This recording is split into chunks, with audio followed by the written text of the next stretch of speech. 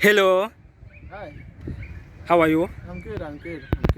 I'm Sam. What is your name? I'm Aodan, nice to meet you. Nice to meet you too. Where are you from? So I'm half Ugandan and Irish, originally coming here from Ireland. Okay, Yeah, Northern Ireland, Belfast. okay. I want us to talk about travel experience. No, I've actually took 6 months off work to travel around recently. So recently I've been around. I was in Iceland for a bit. After Iceland, I went to Uganda back home because that's where I'm from, and then stayed for a week, and then I traveled around the UK for a bit. Went to Scotland, went to south of Ireland, went to England, and then I came to Thailand. So I've been in Thailand for the last 2 weeks, 2.5 weeks, something like that. Okay. How many countries have you visited? Total, oof, maybe 20, mostly around Europe. Visited 4 countries in Africa. This is my first country in Southeast Asia. I kind of wanted to visit a lot more countries in Southeast Asia, like Vietnam and Singapore and Laos and stuff, but with COVID and the border situation, it's a bit difficult.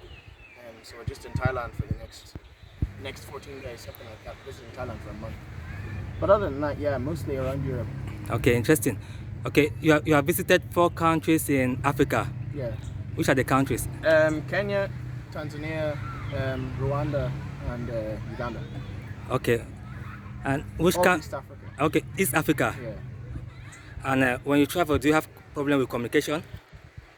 So generally speaking, no. Around East Africa, not really, because a lot of English speakers, and I grew up speaking a little bit of Swahili. So if they don't speak English, I can use some of that. But generally speaking, no, because there's always someone around that can sort of speak English, and that's helped. I'd say that the biggest difficulty I had speaking English was probably in Eastern Europe, because their English isn't as common. So in the countries I visited in Eastern Europe, it was slightly difficult. But other than that, no problems, really. Okay. How many languages do you speak? Oh, to be honest, I just say just English. I used to know French quite well, but you stop using it, you lose it. As I visited France when I was 16 for a foreign exchange, so I stayed with a family for 6 weeks to learn French. And I learned pretty good French, but I went back home, no one speaks French with me in Ireland, so I lose my French. I mean, if I spent enough time speaking French with people, I say I would come back, but I'd say just one language, really, English. Okay. As you travel, do you like to travel light or like to travel heavy? Normally, I'm a big advocate of traveling light, but because I was coming to Thailand for a month, I packed a big rucksack full of things that I thought I would need, and now I've realized that I don't actually need them. So like I packed 2 sweaters, 2 hoodies, 2 rain jackets, long trousers, 3 pairs. Haven't used them at all. Honestly, I wanted to give them away to someone. No one would take my clothes, but yeah, I would pack light most of the time. If I know where I'm going and what I'm doing, I always pack light. Okay. How many countries have you visited in Asia? In Asia, this is other than the Middle East, so I've been to Dubai, and I've been to Turkey, if they count as Asia. But this is the first country I've been in Southeast Asia, Thailand. So I'd say 3, maybe, if those count. Interesting. What was your most exciting travel experience? Probably this traveling experience, Thailand. Meeting new people. It's my first solo travel, completely by myself. So it's nice meeting new people in a new environment, because it means that you really have to come out of your shell and talk to people, and actually, it's different because a lot of the times whenever you travel with your friends, you stay insular and you stay with your friends, and you don't move, and you don't speak to new people, and you don't talk. You just talk to your friends unless you get drunk and start meeting other people. But here, you just kind of have to reach out and say hello to people, and it's been interesting. I've definitely met a lot of new friends. So I'd say this one so far. Something terrible might happen. It might become my worst experience. You never know. Yeah. Okay. What about your worst travel experience? So I haven't had any terrible traveling experiences, but I have had some very, very, very bad moments. I'd say my worst traveling experience so far was actually just before I came here when I visited Uganda again. So I'm from Uganda, but the immigration, when we were leaving the country, the airport was one of the worst airport experiences I've ever had in my life. Oh my God, just a nightmare from having to wait for COVID checks. We had all of our COVID passport, we had all of our COVID documents, we had all of our documentation in order, but we had to deal with so many different people who kept telling us we didn't have the right thing, didn't have this, didn't have whatever. We ended up late for our flight. the immigration officer at one of the desks tried to take a photo of my sister's passport, and that created a problem. They refused to serve her. All of this stuff. They told us our flight, we had to sit and wait for our flight. We're sitting waiting for 20 minutes, and then they told us our flight was boarding within 10 minutes, and we hadn't even gotten through security. It was just an absolute nightmare, and it was handled very, very terribly, and it left a very, very sour experience in my mouth. I was so annoyed I wrote a Google review. And I never write Google reviews about anything, but I was so annoyed I wrote a Google review about it, just griping about all of my issues with the place. I was quite annoyed, to be honest. Did you get vaccinated? Oh yeah, you have to. If you're gonna travel at this time of the year, during whatever, you have to get vaccinated. But that was the main reason I got vaccinated. Yes. Which Otherwise- vaccine did you get? The Pfizer. Okay. Any side effect? No, none. For me, none. No side effects whatsoever. Okay. If you compare Uganda and Asia, is there any different? Africa and Asia. So the heat is the same. Humidity is not the same. It's way more humid here, at least in Thailand. And the price, I mean, relative to a European, it's cheap, I suppose. But things can be a bit more expensive in Thailand than compared to Africa. But it's also easier to get around, because the places we're staying in Uganda aren't too touristy.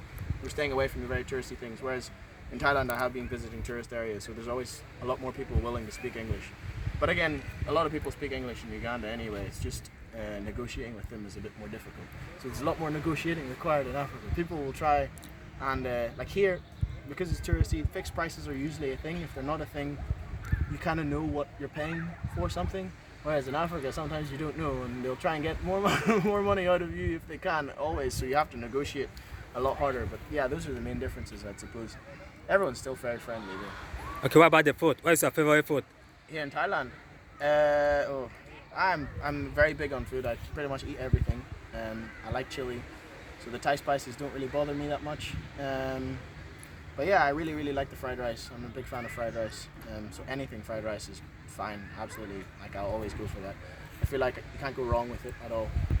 It's a good baseline. Okay. How do you compare the food in Uganda and Thailand? Which Food in food is Thailand- spicier? Food in Thailand is spicier on average, 100%. And I feel like the food in Thailand is just better. It's more, there's more flavor to it. Although I would say Ugandan people do a better barbecue. Okay. The barbecue meat better. The spices that you use, and I prefer the barbecue in Uganda, at least from where we were and where we would get it. But yeah, no, I'd say Thailand has better food. Interesting. Okay. What is your favorite food in Thailand? Yeah, probably something with fried rice. Anything fried rice. I like anything fried rice at all. I like. That's good. Which country has the friendless people? Oh, that's I don't know. Probably Thailand so far.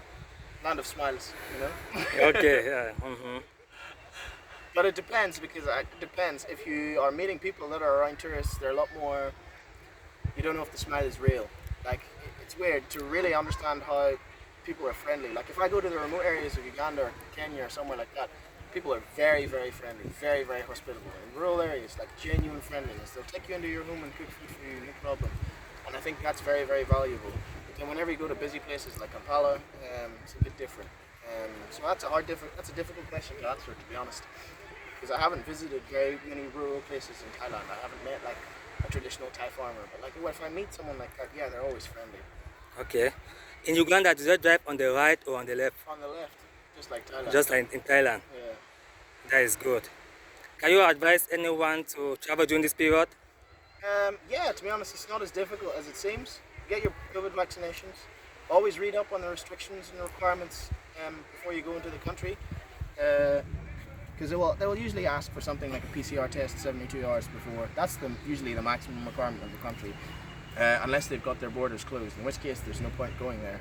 Generally speaking, if you're vaccinated and you have proof of your vaccination, and you get the equivalent test, sometimes it's PCR, mostly it's a PCR test, sometimes it's an antigen test, you're fine, to be honest. Okay, when you're traveling, were there many people on the plane? Actually, to Thailand, surprisingly, no. My plane was only half full. Plane was half full. But when I was traveling to Iceland, again, COVID period, about 2 months ago, plane was full. When I was traveling to Africa, the plane was full. So it really just depends on where you're going. But Thailand only recently opened up, so that's why the plane was half full. That's good. Okay, what have you learned from traveling? Sorry, what? What have you learned from traveling? To keep an open mind, experience as much of other people's culture as possible. Yeah, it's okay to go with the flow. You don't have to plan everything. A lot of times, especially in a place like Thailand, it's okay to just see how it pans out. Maybe have a few rough things planned, but if everything doesn't go to plan, you can deviate if you need to. Trust yourself.